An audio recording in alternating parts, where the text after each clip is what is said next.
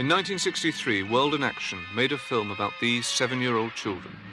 They talked about their homes, their schools, and what they wanted to be. They were filmed again when they were 14. We brought them all together to watch the films because this year they are 21.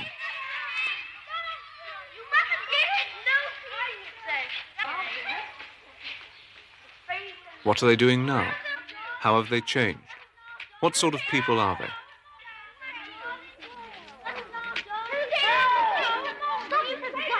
Give me a child until he is 7, and I will give you the man. When I leave the school, I'm going to College Court. And then I will be going to Westminster boarding school if I pass the exam. And then we think I'm going to Cambridge and Trinity Hall. Well, before I'm old enough to get stuff, I just walk around and see what I can find. I want to be a jockey when I grow up. Yeah, I want to be a jockey when I grow up. When I leave school, I'm going to a dragon school. I might. And after I might go to Charterhouse, Marlborough. What about university, Charles? I might go to Oxford. What does university mean? Well, I don't think I need to go to university because I'm not going to be a teacher.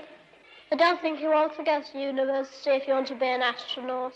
When I leave the school, I'm down for Heathfield and South Manor. And then maybe I may want to go to a university, but I don't know which one yet. I will buy myself a new nice house, you know. One that's all nice and comfy. I'm going to work in Woolworths. Well, I'll go into Africa and try and teach people who are not civilised to be more or less good. When I grow up, I'd like to find out all about the moon and all that. It's just that the limitations of such things as what the audience require and the time don't allow it to be a real study. I mean, if we accept this, then it's... OK, I think it's probably good entertainment. I don't think we've changed that much. I think we talk... No, I don't mean looks. Yeah, I mean, the way we talk, I don't think we've changed that much. Well, you never lose an East End accent, will you? I tell you what, as it goes, you've definitely changed. I think so, yeah. In facial. You haven't changed at all. Don't you think so? I thought I got bigger. You might be an inch bigger. An inch? It's not legal for a woman. That's something I did notice. All our teeth have changed. Teeth? Yeah. Mine are out like that. Well, I noticed them the shut ears, back. actually. Did you not notice that a lot of your ears have been done about them? They got their conclusions settled already. They must have. The very fact that we've met here today, and we've seen the films, and we feel as if we know everybody who's in the films now, has broken any class barriers that could possibly have existed. And therefore, the film itself has possibly defeated its own object. They do lead one on a bit, don't they? That's what I mean, and they bung the programme up too much. Yeah. To sort of extent to make that you're good and I'm bad. Yeah. Or well, vice versa, I think. No, don't be silly. No, I really do, actually, especially the 7 one. People tend to read significance into it that I don't think exists. One of my friends, for instance, had me pointed out to him as being destined to run the farm and being educationally pretty inept. This was obvious from the film. At 7, Nicholas was at a one-room village school in the Yorkshire Dales. Do you have a girlfriend? I don't want to answer that. I don't answer those kind of questions. I thought that one would come up because when I was doing the other one, somebody said, "What do you think about girls?" And I said, "I don't answer questions like that. Is that the reason you're asking it?" Yeah, I thought so. The best answer would be to say that I don't answer questions like that, but I mean, it was what I said when I was 7, and it's still the most sensible, but I mean, what about them? Well, you seemed at 14 very shy of the whole sexual life. Has that changed? I tried to make a change, yes. Very definite, conscious effort not to be shy and to be more outgoing. And this is actually something I can point to in my own past and think, yes, I did make my mind up here and here that I was going to try and change this and this being basically my confidence and my sort of approach to, well, this is to people in general. When I grow up, I'd like to find out all about the moon and all that. I mean, I'm not... And I said I was interested in physics and chemistry. Well, I'm not going to do that here. Oh. You might be able to get somebody to... Will you explain this thing to me again? Nicholas is now in his second year at Oxford University. Well, I'm trying to be a physicist, to fill in the detail of whenever you meet somebody at university, the standard question is, where are you and what you're doing? And my answer is, I'm at Merton College and I'm doing physics. I'm doing that till it doesn't move up and down, just rotates. Okay. Then you bang it in. We'll give it a whirl. So what career are you going to pursue? It depends whether I'll be good enough to do what I want to really do. I would like, if I can, to do research. Are there any disadvantages in coming from a small place like this and preparing yourself for Oxford? Well, it's a rather different background to go anywhere. Oxford, perhaps especially. It is rather more firm foundation, I would have thought, as to your character, than being brought up in a city. It's a fixed reference point in a sense, the sort of earthy life and death cycle that you get living on a farm. So when something dies, it rots and feeds back into the earth. And sometimes it's helpful in a city where things that some people are very concerned about seem quite irrelevant. Is there any strength of your father as a farmer that do you think he's transmitted to you? Well, you get a certain sort of calmness in some situations, you know, take things as they come, you become resigned to things. If the dog's chasing the animals in the wrong direction, then you just have to put up with it, you know, if it won't do as it's told. You become resigned to these things. I suppose, yes, that's one possibility. Come on, puppy. Come on.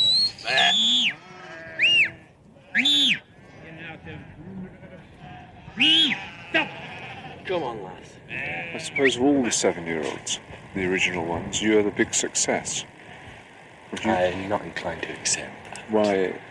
You wouldn't agree with that? Well, what have I achieved? I'm not really prepared to accept that I've done anything very special yet. I'd like to think that, I'm hoping that I might do it at some stage, but I don't really think that I've done anything you can call a great success. It would seem really ridiculous to any of my friends who watch this if I said, Christ, aren't I a great success? Look at me.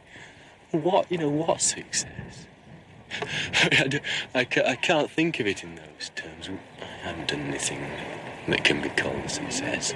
Nothing out of the ordinary, really.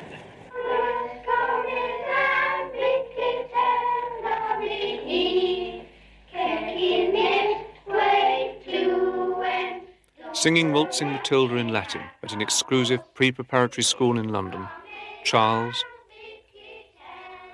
Andrew and John. I think it's not a bad idea to pay for schools, because if we didn't, schools would be so nasty and crowded. Yes. So do I think so. Yeah.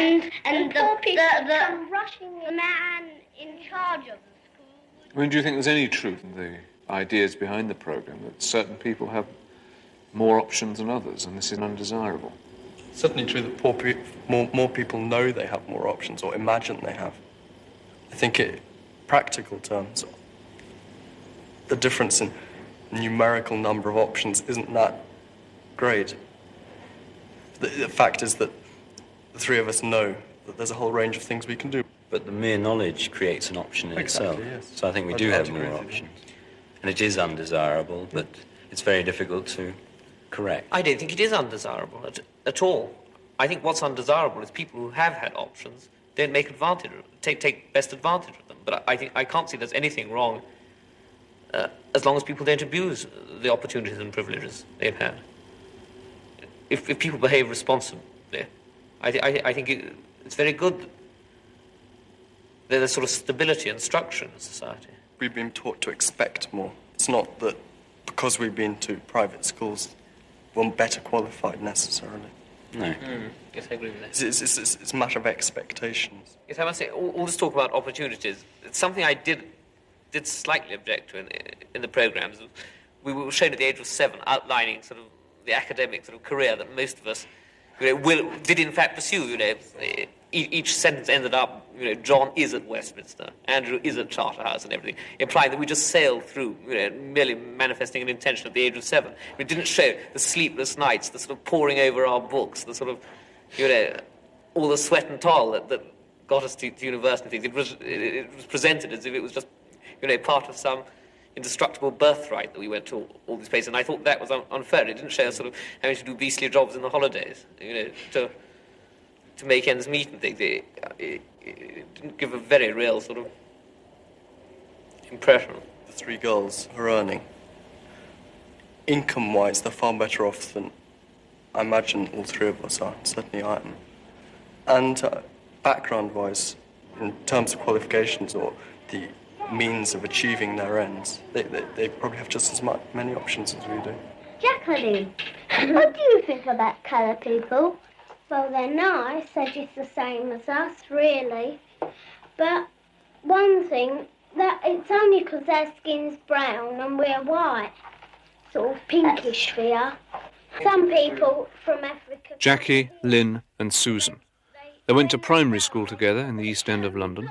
Lynn chose to go on to a grammar school and Jackie and Susan to a comprehensive. There is a danger, though, that you would get married at early 20s and have children quickly and then be stuck at home. Have you any thoughts on that? I don't really think about it much. No. I don't think I'd get married too early. I'd like to have a full life first and meet people. Before you can commit yourself to a family. What would you do if you had lots of money? About me, £2. I would buy myself a new nice house, one that's all nice and comfy. Jackie was married last year and now lives on a new estate in Essex. It's a nice estate. It's all borough. Yeah, it's not bad at all. What are they like, the neighbours? You see them a lot of them or what? Well, sort of to say hello to them more than anything. I mean, we borrow things off of them, which is just as well. That's what neighbours are for, isn't it? Yeah, right. Yeah, it's a similar colour scheme down here than upstairs, isn't it? Yeah, but this was more by luck than judgment, really. Was it like this when you come? No, it was all white. And you can imagine the state it was in. And friends had some paint handy, so Dad and Mick just sort of used the rollers, and in the day it was done. 2 coats, wallop, that was it. Susan is still single. I work for a travel company.